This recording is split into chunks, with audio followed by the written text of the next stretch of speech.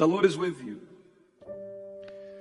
I'll tell you this true story. I've shared it so many times, but I'll need to say this. There was this father who had his young son with him. The father was extremely faithful to the Lord Jesus. This is a true story, my beloveds.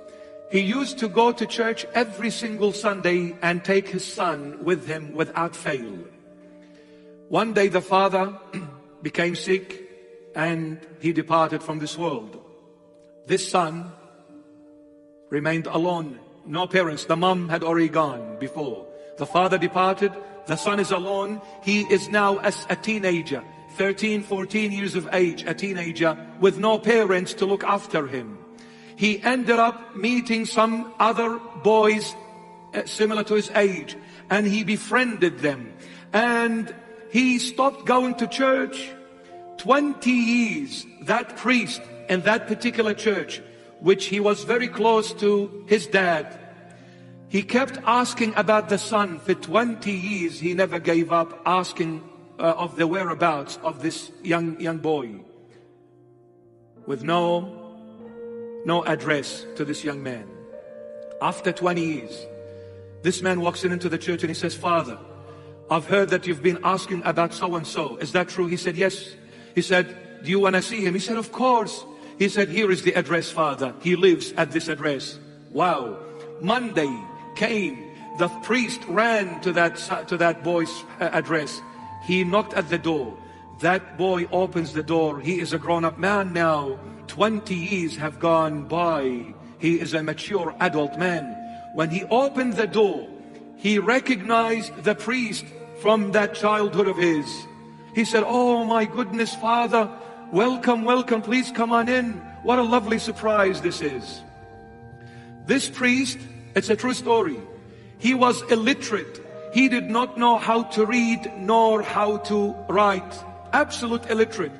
He had memorized all the liturgical books of the church by heart because he didn't know how to read and write. He memorized every book, the liturgies, the baptism, the marriage. He memorized them all. He sat down and he said, "My son, Christ wants you." And this was his statement to every human being he would meet. Christ wants you. That was a statement. To every person he would meet, he'd say, "Christ wants you." He said, "My son, Christ wants you. You've been missing in action for 20 years. He said, "Father, I promise you, next Sunday you will see me in the first row sitting in the church." He said, "I will be waiting, my son." Sunday came.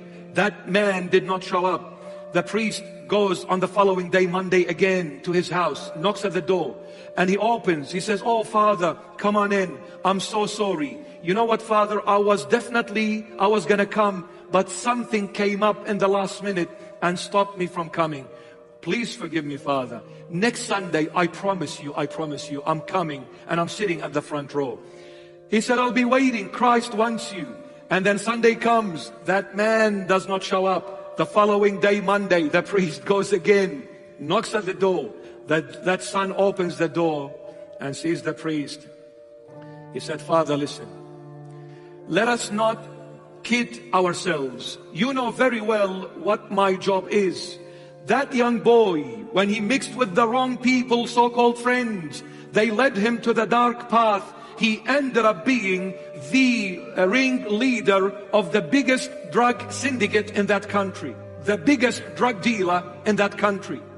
This innocent young boy who was going to church without fail religiously every Sunday ended up being the biggest leader of the drug syndicate in that particular country."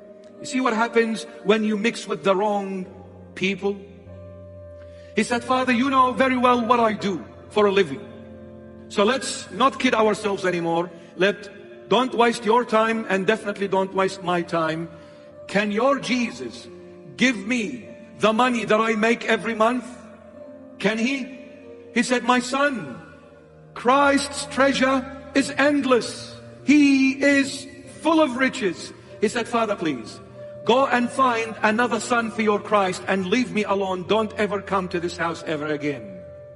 He said, "My son, but Christ wants you." He said, "Please go away." The priest goes. He waits for this man to come on Sunday. Obviously, he didn't come. So the priest goes on Monday, the following day. He knocks at the door, and apparently this drug dealer was expecting other drug dealers to come to his house, and he gave them this secret knock.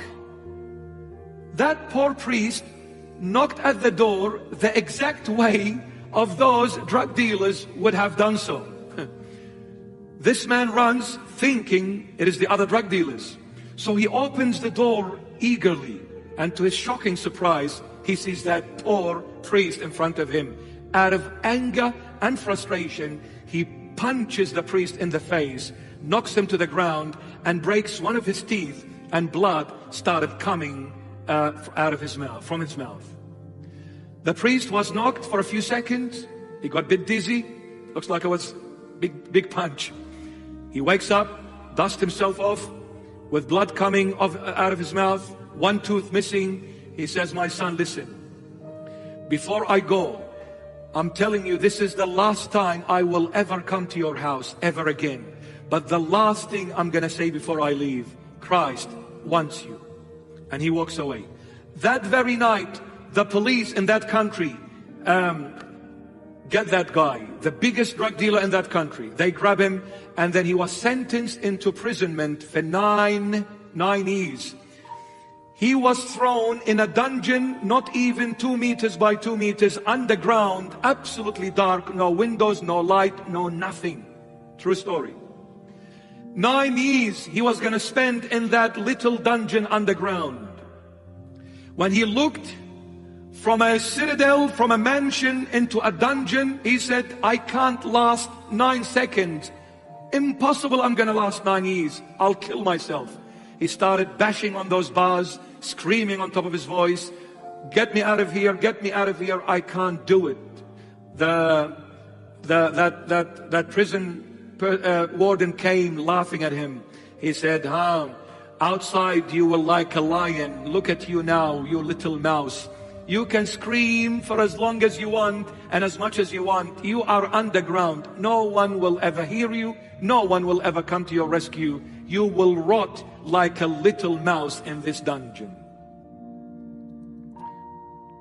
He said, this guy is telling the story himself. True story.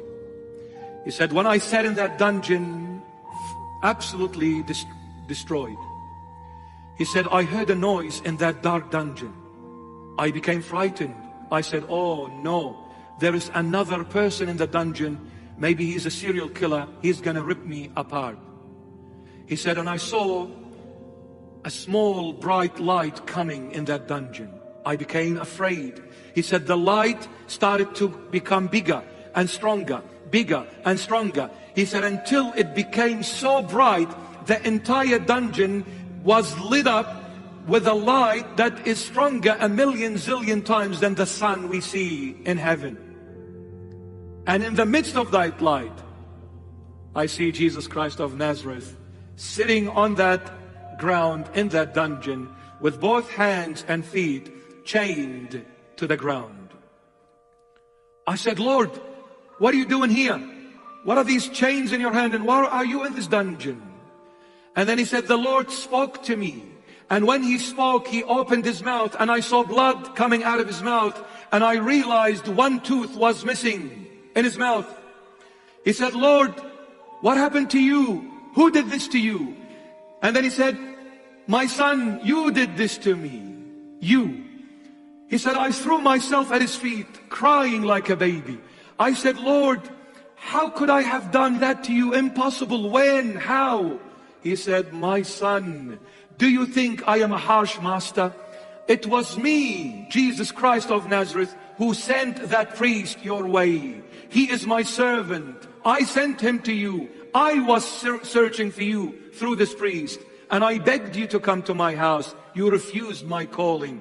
When you punched that priest in the face and you broke his tooth and made blood come out of his mouth, you did not punch the priest, you punched your Jesus. For I am that priest.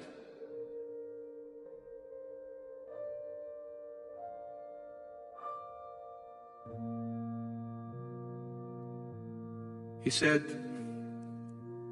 as I was crying, shedding tears like a baby, I said, Lord, forgive me.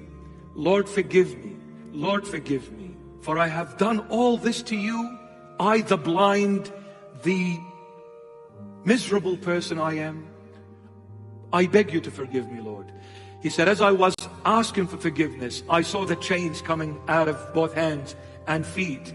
And he said, he started rising up and going up and up. And as he was going up, I was saying to him, Lord, I promise you, when I come out of this dungeon, I am all yours for the rest of my life. Give me that chance, Lord. Give me that opportunity to come back and compensate for every time and moment I have damaged and hurt you, my Lord. Let me heal your wounds.